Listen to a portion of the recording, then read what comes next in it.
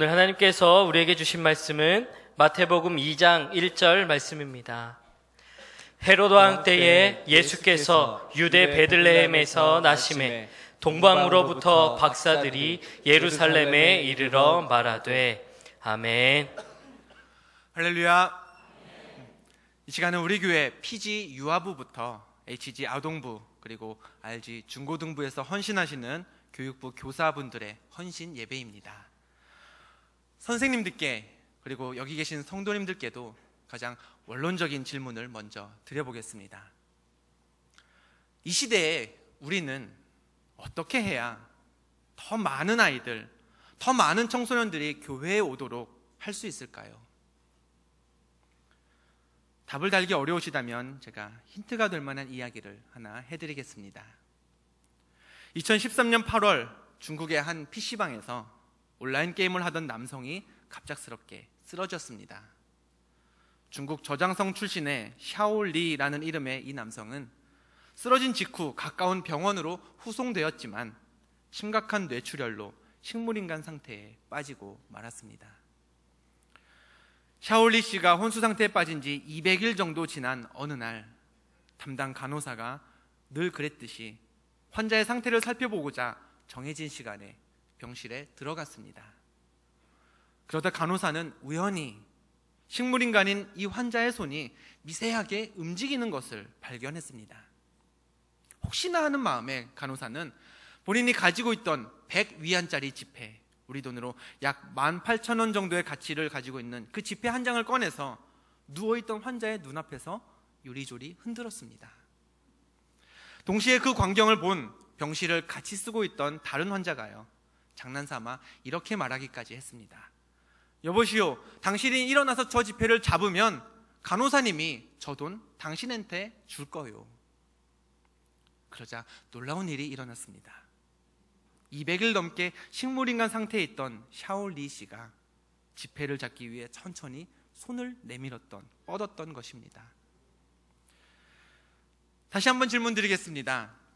교회 학교와 중고등부에, 아니 어린이와 청소년들뿐 아니라 청년과 성인 모두를 다 아울러서 세상 사람들을 교회로 이끌고 오는 가장 확실한 방법이 무엇일까요?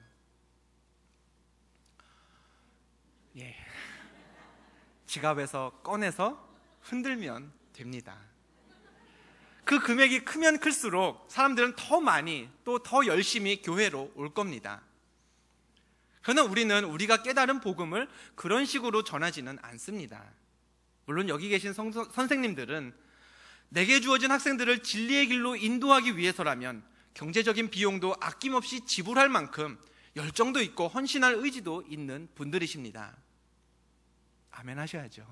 예. 하지만 우리가 믿는 예수 그리스도라는 이름에는 5만원권 지폐가 없어도 10만원짜리 자기 합수표가 없어도 사람의 생각과 능력을 변화시킬 만큼 능력이 있습니다. 힘이 있습니다. 또 우리가 가르치는 아이들과 학생들이 예수 그리스도가 가진 그 생명력과 회복의 능력을 경험하지 못한다면 아무리 많은 돈을 손에 쥐어주고 교회에 데리고 온다 한들 우리가 하는 그 사역은 예배자나 성도, 하나님의 자녀가 아닌 그저 교회에 왔다 갔다 하는 방문자 수를 늘리는 것에 불과합니다. 그렇다면 한번 고민해 보아야 합니다.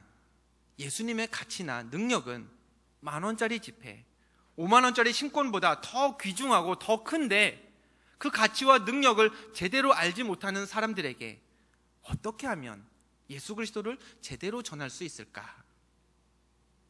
이 질문에 답하기 위해서는 먼저 우리가 예수님과 하나님의 구원의 계획에 대해서 먼저 우리가 잘 알고 있어야 합니다. 어떤 사건을 정확하고 간결하게 파악하려고 할 때 사용하는 방법이 있죠. 육하 원칙에 따라서 사건을 정리해 보면 됩니다. 잘 알려진 요한복음 3장 16절 말씀은 우리를 구원하고자 하신 하나님의 계획을 육하 원칙에 따라서 정리할 수 있는 좋은 보기가 됩니다. 하나님이 세상을 이처럼 사랑하사 독생자를 주셨으니 이는 그를 믿는 자마다 멸망하지 않고 영생을 얻게 하려 하심이라. 하나씩 따져보죠. 누가? 하나님이. 무엇을? 독생자를 어떻게? 주셨죠. 왜 주셨나요? 세상을 이처럼 사랑하기 때문에, 혹은 그를 믿는 자마다 멸망하지 않고 영생을 얻게 하려 하기 위해서 독생자를 주셨습니다. 그런데 육하원칙에서 몇 개 빠진 게 있죠. 언제와 어디서입니다. 하나님의 구원의 계획을 가장 잘 요약한 이 요한복음 3장 16절 말씀에서 누락된 언제, 어디서, 그 답이 오늘 우리가 읽은 마태복음 2장 1절 말씀에 담겨져 있습니다. 오늘 본문은 이렇게 시작됩니다. 헤롯 왕 때에 예수께서 유대 베들레헴에서 나시매. 예수님이 언제 나셨나요? 헤롯 왕 때에 나셨습니다. 어디서 나셨나요? 유대 베들레헴에서 나셨습니다. 그런데 방금 우리가 읽은 마태복음 본문은요, 앞서서 살펴본 요한복음 3장 16절 그 말씀과 조금 차이가 있습니다.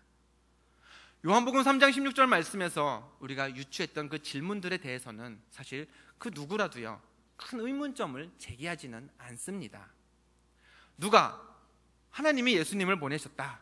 왜? 세상을 사랑하셔서 우리가 영생을 얻게 하시려고 그렇게 하셨다. 여기에 대해서 왜 예수님을 보낸 게 다른 신이 아니라 하나님이시지?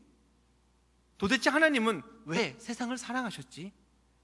이런 질문은요 잘 하게 되지 않습니다. 딱히 궁금한 내용도 아니거니와 질문 자체가 우리가 믿는 신앙의 범주를 넘어서는 것이기 때문입니다.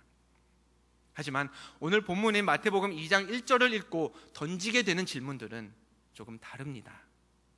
예수님이 헤롯 왕 때에 태어나셨다는데 왜 모세 때도 아니고 다윗 때도 아닌 헤롯 왕 때에 나셨을까? 예수님이 유대 땅 베들레헴에서 태어나셨다는데 왜 그 유명한 예루살렘도 아니고 당시에 더 번화했던 로마도 아닌 알렉산드리아도 아닌 작은 시골 마을 베들레헴에서 태어나셨을까?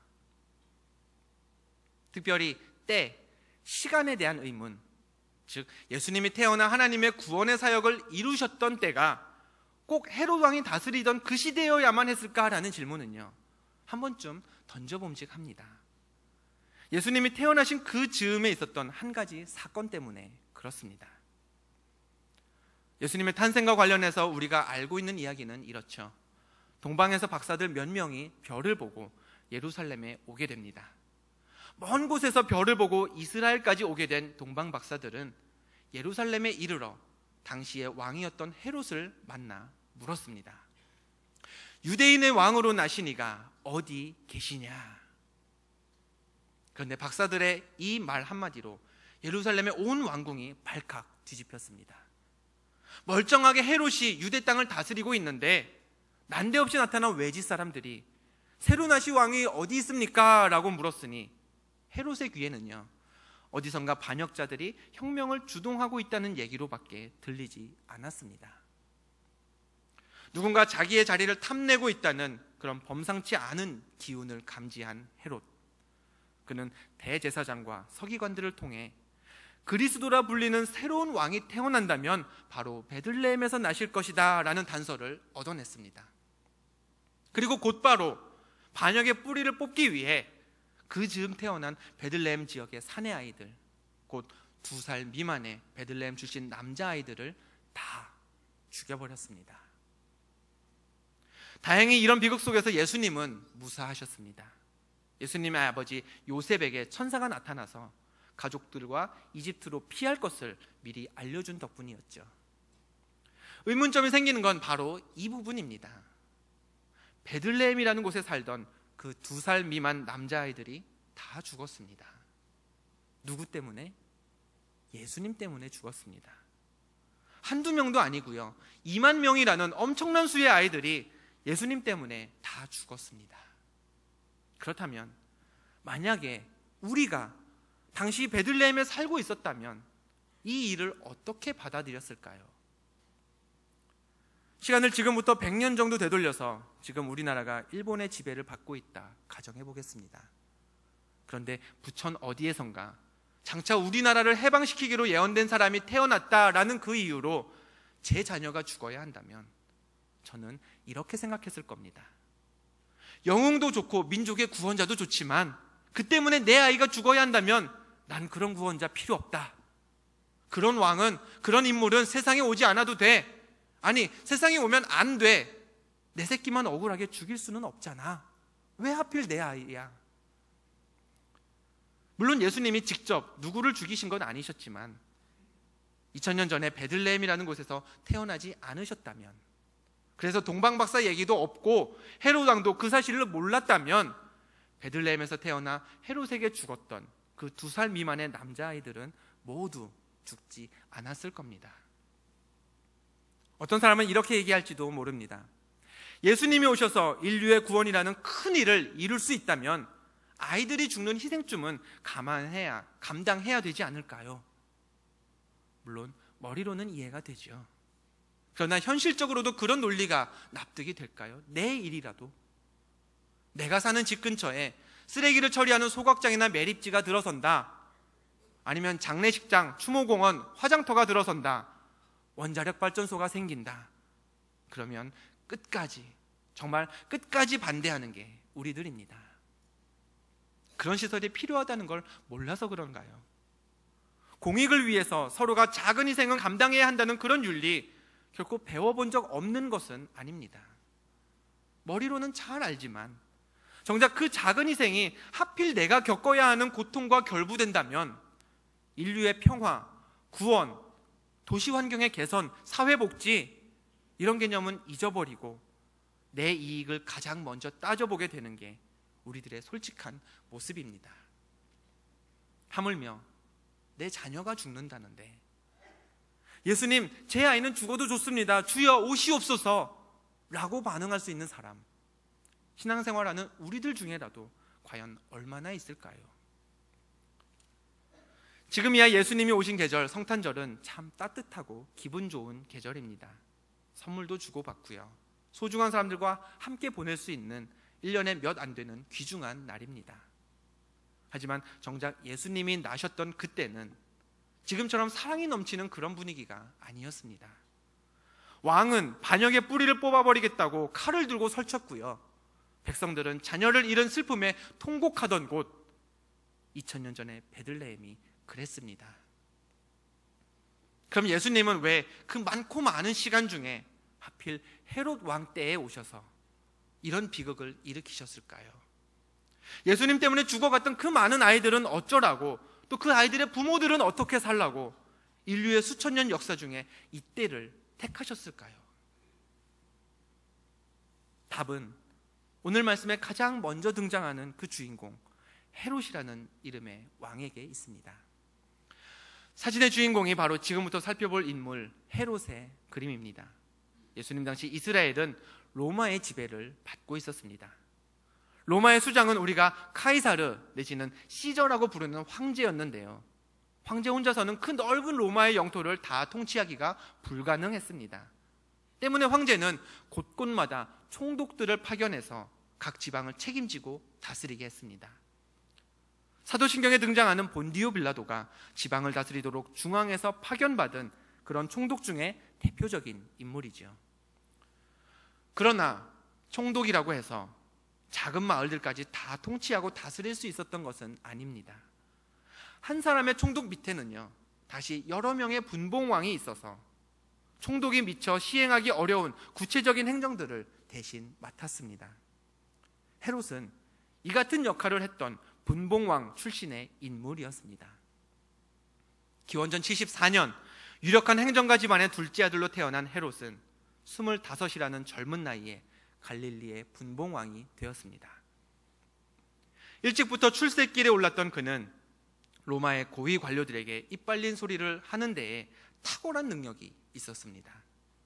덕분에 헤롯은 얼마 지나지 않아 로마 공화정으로부터 유대인의 왕이라는 칭호를 받았고 그 세력과 권위가 더욱 높아졌습니다. 그런데 이렇게 잘 나가던 헤롯에게도요, 한 가지 콤플렉스가 있었습니다. 로마는 분봉왕을 정해서 사람을 세울 때 보통 그 자리에 로마 사람을 데려다 앉히지 않았습니다. 로마 사람보다는 그 지역의 현지인들 중에서 친로마적 성향을 가진 로마에 충성할 것 같은 그런 사람을 분봉왕으로 세울 때가 더 많았습니다. 갈릴리의 분봉왕인 헤롯 역시 로마에 의해 직위를 받았지만 로마 사람은 아니었습니다. 그렇다면 갈릴리를 다스렸으니 갈릴리 유대 사람이었나? 그렇지도 않았습니다. 이스라엘 사람이라면 누구나 12지파 중 한 지파에 속해 있게 됩니다. 12지파가 누구에게서부터 시작되었나요? 야곱의 12아들이 그 뿌리입니다. 아브라함, 이삭, 야곱, 그리고 그 야곱의 12아들 중에 누구 지파? 이렇게 야곱에서부터 족보가 이어져 내려와야 유대인들은 서로를 같은 민족이라고 여기고요, 공동체의 구성원으로 받아들입니다. 하지만 헤롯은 12지파의 근원인 야곱의 후손이 아니었습니다.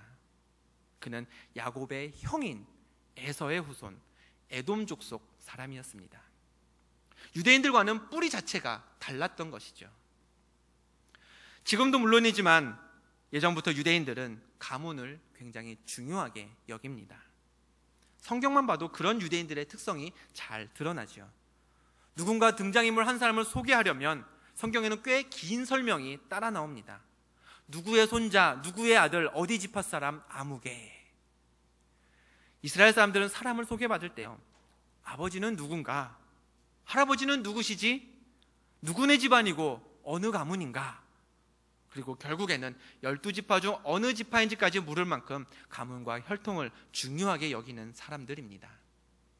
그런 유대인들을 다스리는 지도자가, 리더가, 유대인의 왕이라는 자리에 오른 사람이 유대인의 혈통을 가지지 못한 에돔 출신의 헤롯이었습니다.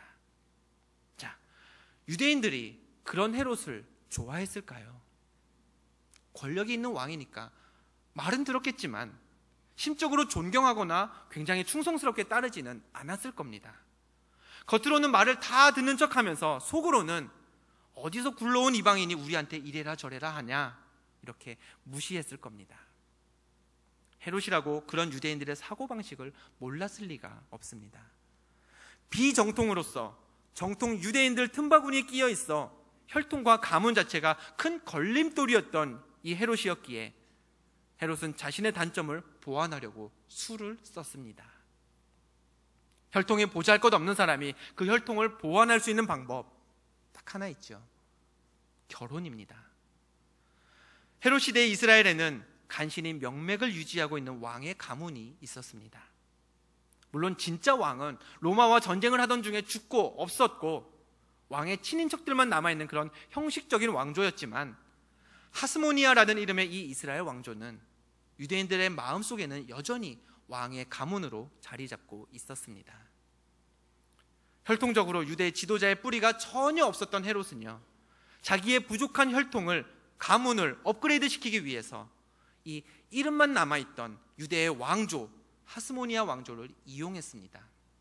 당시 하스모니아 왕조의 공주로 생존해 있던 마리암네라는 여인과 결혼을 했던 것이죠. 화면에 보시는 얼굴은 16세기 중세 유럽의 어느 책에 그려져 있는 헤롯의 아내 마리암네의 모습입니다. 현재의 왕과 과거 공주 사이의 결혼이었으니 헤롯과 마리암네의 결혼은 축복 속에서 이루어졌어야 마땅했습니다. 그러나 그 결혼은 두 가지 이유로 유대 사람들이 좋게 여기지 않았습니다. 첫째, 헤롯과 강제로 결혼하게 된 마리암네는 결혼 당시 10대 초반으로 너무 어렸습니다. 마리암네가 헤롯과 결혼했을 당시 학자들은 그녀가 기껏해야 13살 정도였을 거라고 추정합니다. 둘째, 당시에 이미 결혼을 하고 있던 상태였던 헤롯은 마리암네와의 새로운 결혼을 위해 본래 자기 아내인 도리스라는 여인과 급하게 이혼을 했습니다. 뿐만 아니라 본처인 그 도리스와의 사이에서 두었던 3살 난 아들 안티파테르를 새 결혼을 위해, 마리암네와의 결혼을 위해 예전 결혼의 흔적을 지워버리려고 아예 예루살렘에서 쫓아내버렸습니다. 3살 난 아들을 말이죠. 그런데 진짜 문제는 여기서부터입니다. 비록 정략적인 이유에서 마리암네와 결혼한 헤롯이었지만 점차 헤롯은 마리암네를 진심으로 사랑하게 되었습니다. 그런데 그 사랑이 조금 지나쳐서요, 의처증으로 발전했습니다. 결국 헤롯은 자신의 숙부와 아내가 간통을 벌였다라는 억지 제목을 붙이기에 이르렀고, 그 죄의 대가로 아내 마리암네를 사형에 처했습니다. 더불어서 이번에도 자신과 마리암네 사이에 있었던 그 아들 둘을 함께 죽였습니다. 이런 사건들을 지켜본 후에 도저히 가만히 있을 수가 없어서 목소리를 내기 시작한 사람이 한 사람 있었습니다. 마리암네의 어머니, 즉 헤롯의 장모인 알렉산드라가 그 장본인이었습니다. 알렉산드라는 헤롯의 광기 어린 행동들을 보다 못해서 사위 헤롯이 미쳐버렸다며 공개적으로 헤롯을 비난했습니다. 그러자 헤롯은 그런 장모마저 제거해 버렸습니다. 뿐만 아니라 헤롯은 이 즈음에 무슨 이유에서인지 마리암네와 결혼하기 위해서 추방했던 그 본처의 아들 안티파테르를 3살 때 쫓아냈던 그 안티파테르를 예루살렘으로 다시 불러들였습니다. 처음에 사람들은 헤롯이 예전에 쫓아냈던 그 아들을 왜 다시 찾았는지 아무도 몰랐습니다. 궁금해했습니다. 그런데 사람들이 그 이유를 아는 데에는 오래 걸리지 않았습니다. 아들 안티파테르를 불러들인 지 얼마 지나지 않아 헤롯이 그 아들을 사형시켰기 때문입니다. 병적일 만큼 의심이 많은 데다 나이가 들수록 편집증이 심해졌던 헤롯은 살아생전 아내로 삼았던 여인 5명 중 1명을 죽였고요, 장남을 포함해 3 아들을 죽였고 그의 형제와 장모까지 죽인 사람이었습니다. 이런 우울한 가정사를 지닌 인물이 국정을 지혜롭게 펼쳤을까요? 당시 유대에는 우리나라의 국회처럼 민족의 중요한 일을 결정하는 최고 의결기관 산헤드린 공회가 있었습니다. 이 산헤드린 공회는 70명의 유대인 장로로 구성되어 있었는데 헤롯은 유대의 통치자가 된 후에 70명의 산헤드린 공회 원로들을 차례로 죽였습니다. 이유는 하나, 자기 말을 제대로 안 듣는다는 것이었죠. 유대인들이 이런 헤롯을 좋아했을 리 없습니다. 또 헤롯도 자기가 인기 없는 왕임을 잘 알고 있었습니다. 그래서 어느 날 헤롯은 이스라엘에서 가장 존경받는 사람들을 여리고에 모이도록 해놓고 그들을 모두 가둔 뒤에 부하들에게 이런 명령을 내렸습니다. 내가 죽는 날 이 사람들도 모두 죽여라. 그 까닭은 이랬습니다. 헤롯이 생각하기에 머지않아 자기가 곧 죽을 터인데 자기가 죽으면 백성들이 아무도 슬퍼해주지 않고 오히려 기뻐하면서 축제를 열 것처럼 여겨졌습니다. 본인이 한 행동들이 있기 때문에 본인의 인기를 스스로가 알고 있었던 거죠. 그러나 유대인들이 정말 존경하고 좋아하는 사람들을 모아놨다가 자기가 죽는 날 그 사람들을 함께 죽이기로 공포해두면 최소한 백성들이 내가 죽었다고 좋아만 하지는 않겠지, 슬퍼하기도 하겠지. 이것이 헤롯이라는 사람이 잔머리를 짜내서 이스라엘의 원로들을 여리고에 가둔 이유였습니다. 통치 말년에 헤롯의 광기는 이렇게 크게 달했습니다. 심지어는 헤롯을 헤롯의 통치자로 세운 로마 사람들 사이에서조차 이런 말이 유행했습니다. 헤롯의 아들이 되는 것보다 헤롯의 돼지가 되는 게 더 행복하다. 차라리 돼지라면 마음이 편히 살 텐데 헤롯의 아들이 되면 목숨 부지하려고 평생 아버지 비위나 맞추며 살아야 하는 게 뻔하기 때문에 돌고 도는 소문이었습니다. 후대의 역사가들 역시 헤롯을 이렇게 평가했습니다. 유대를 통치했던 지도자 중에 가장 잔인하고 폭력적이며 가장 어리석은 왕이었다. 이렇듯 인생 말년에 헤롯의 어리석음과 폭력성, 잔인함이 극에 달했을 때 동방 박사들이 헤롯 왕 앞에 나타났을 때가 바로 그때였습니다. 바로 그때 예수님이 태어나셨고요, 바로 그때 헤롯이 베들레헴의 아이들을 죽였던 것입니다. 우리는 아까 이런 질문을 던져보았습니다. 왜 예수님은 하필 헤롯 왕 때에 오셨을까? 예수님 때문에 죄 없는 아이들이 죽어야 했던 이유는 뭐고, 예수님 때문에 그 부모들이 당해야 했을 고통은 어떻게 이해해야 할까? 그런데 헤롯에 대해 살펴보고 나니 그 질문이 조금 달라져야겠다라는 생각이 듭니다. 베들레헴에서 아무것도 모르고 죽임당해야 했던 그 아이들, 단지 예수님과 동시대에 태어났다는 이유로 죽어가야 했던 그 아이들은요, 예수님 때문에 죽은 게 아니었습니다. 그들이 죽은 것은 왕인 헤롯 때문이었습니다. 헤롯이라는 한 못된 인간, 탐욕과 욕심을 주체하지 못했던 인간, 죄를 덮으려고 또 다른 죄를 짓고 그 죄를 덮으려고 더 중한 죄를 범했던, 그래서 결국은 그 감당 못할 죄의 무게 때문에 미쳐버려서 사람의 목숨을 자기 기분보다도 하찮게 여겼던 바로 그 헤롯 때문에 2만 명의 아이들이 죽었던 것입니다. 만약에 예수님이 헤롯 왕 때에 오시지 않았다면 어땠을까요? 그렇다면 어려서 목숨을 잃은 그 2만 명의 아이들이, 이 베들레헴 산의 아이들이 다 건강하게 자라서 행복하고 평안하게 살았을까요? 아닐 겁니다. 그들은 여전히 헤롯이라는 악한 사람의 통치를 받으면서 살아도 사는 것 같지 않은 그런 삶을 평생 살았을 겁니다.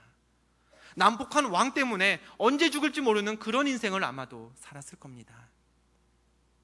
오늘 본문 말씀은 전하고 있습니다. 헤롯 왕 때에, 다른 때가 아니라 헤롯 왕 때에 예수님이 베들레헴에서 나셨다.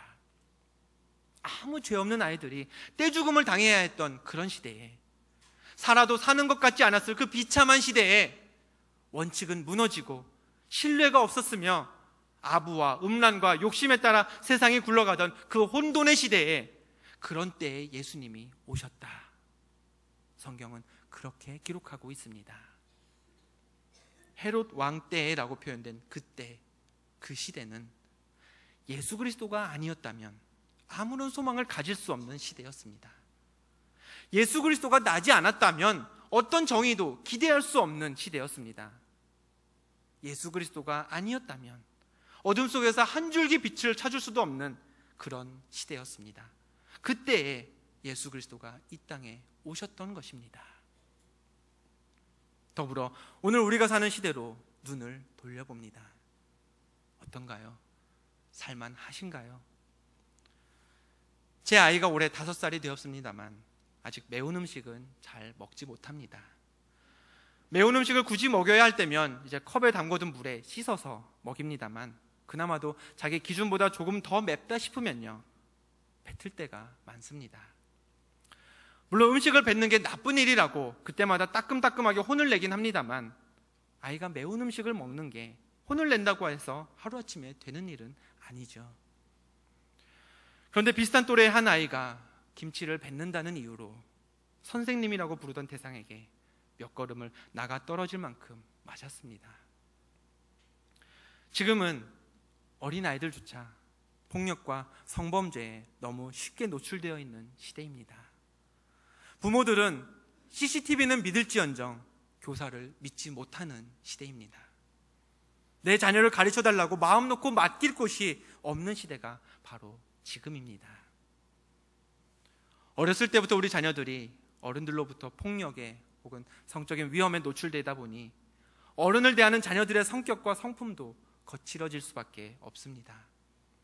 저녁 무렵 동네 놀이터를 지나가다 보면요, 3, 4, 5 모여서 담배를 피는 그런 어린 학생들을 어렵지 않게 볼 수 있습니다.